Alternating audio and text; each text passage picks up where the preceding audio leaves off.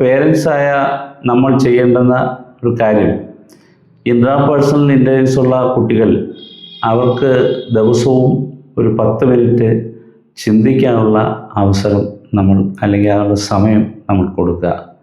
അതുപോലെ ഓരോ ദിവസവും എന്ത് പഠിച്ചു എന്നതിനെ സംബന്ധിച്ച് ഒന്ന് എഴുതാൻ അവരോട് ആവശ്യപ്പെടുക. അതുപോലെ അവരുടെ ഫീലിങ്സ് എന്താണ് അവർക്ക് ഫീൽ ചെയ്യുന്നത് എന്ന് ചോദിക്കുക. അപ്പോൾ ഇത്തരം കാര്യങ്ങൾ അവർക്ക് എക്സ്പ്രസ് ചെയ്യാൻ കഴിയുമ്പോൾ അത് ചെറിയ ചെറിയ തീരുമാനങ്ങൾ സ്വയം എടുക്കാൻ അവരെ പ്രേരിപ്പിക്കുക കൂടി ചെയ്യണം. അങ്ങനെ ചെയ്ത് വരുമ്പോൾ ഉണ്ടാകുന്ന ഒരു ഗുണം, അവരുടെ ഗോളിൽ അവർക്ക് ക്ലാരിറ്റി ഉണ്ടാക്കാൻ അത് വളരെയേറെ സഹായിക്കും.